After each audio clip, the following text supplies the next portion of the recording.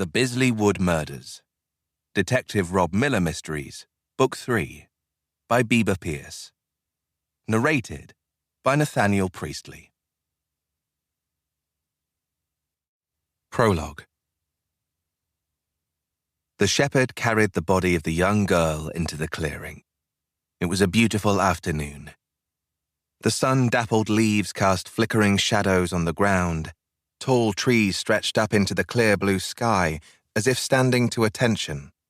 And as he walked, he inhaled the heady scent of wild flowers, underscored by the earthy smell of decomposing leaves. The only sounds breaking the idyllic silence were his own boots crunching on broken twigs and pine needles, and the odd squirrel rustling in the branches above. It was a perfect day for the burial. He laid his young victim down on the leaf-strewn ground, her dark hair haloing out around her like an avenging angel. Standing up, he admired her for a moment.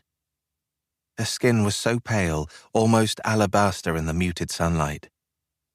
The faint blush that had once stained her cheeks was long gone, but so was the pain and fear that had scarred her eyes. She was at peace now. No one would ever harm her again.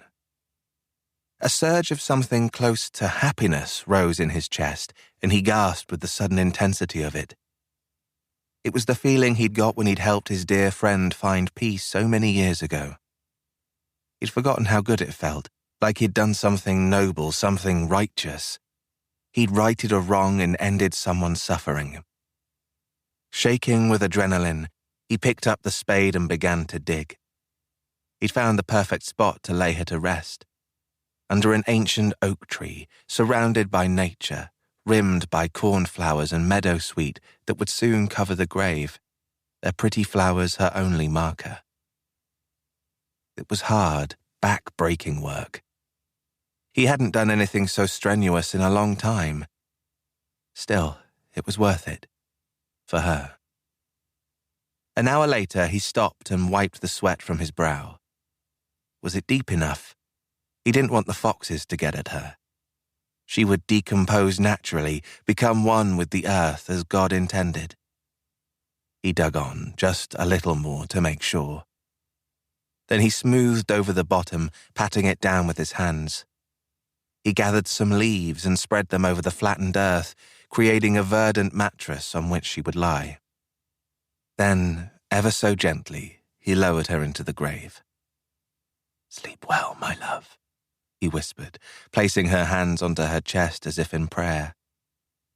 A leaf swept down from an overhead branch and landed across her just-parted lips. The woods were already claiming her as their own. He removed it, then took a fold-up comb out of his trouser pocket and arranged her hair over her shoulders, brushing it to a high gloss. Then he secured it at her temples with 2 sparkling blue clips. They had glitter on them, just like she'd had. Leaning forward, he kissed her cool forehead for the last time, then climbed out of the grave. He removed a linen sheet from his backpack. He shook it out and watched it billow above her before lowering it over her body. He blinked at the sudden loss of her image, then bent down and tucked it around her. Covering her up again didn't take long. As the first crumbs of dirt fell on the sheet, he began to pray. "The Lord is my shepherd. I shall not want.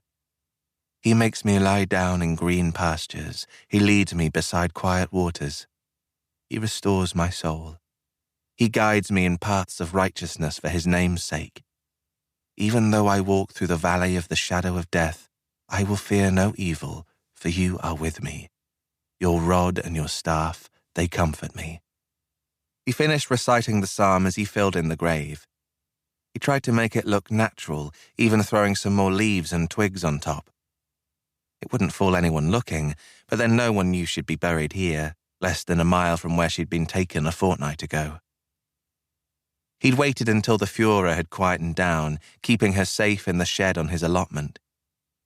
No one had thought to ask him. Why would they? He was nobody. Most people walked past him on the street without batting an eyelid. He was the grey man. But inside, He was a seething, red-hot mass of righteous anger. A savior. The shepherd. That's what he called himself when the darkness threatened to overwhelm him. He led the little children into the light, delivered them at the right hand of the Lord. He packed up his backpack and swung it onto his back, carrying the shovel in his hand. His car wasn't far away. Glancing back, he made sure he hadn't left anything behind, nothing that would point the authorities to the burial place. It was clear. Whistling a tune, he strolled back to the car. There was one more thing he needed to do. He drove the 2 miles into Bisley, the closest village to where she was buried, and pulled over outside the parish church. The sun had begun its descent, but it was still very warm, and he was sticky from the hard work. It would have been preferable to have gone home first and changed, but this couldn't wait. He entered the tranquil confines of the proud stone church. A recent refurb had seen the scratched wooden floors replaced with shiny, fresh beams, and new lighting installations meant it wasn't as dark as it used to be. He preferred it the old way. He made his way quickly down to the pews at the front. Here he veered to the right and knelt in the front row.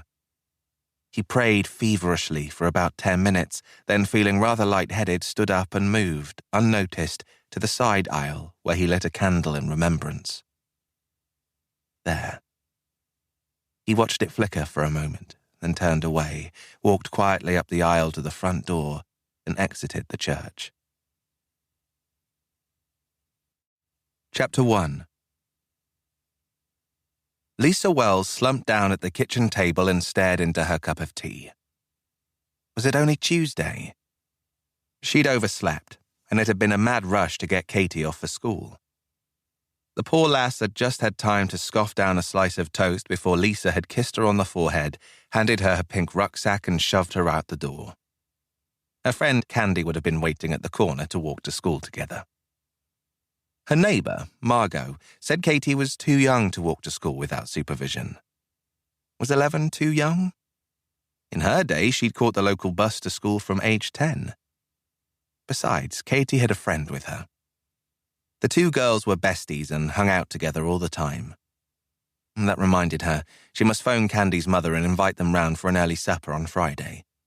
The girls could watch a movie while she and Nellie had a glass of wine and a natter in the kitchen.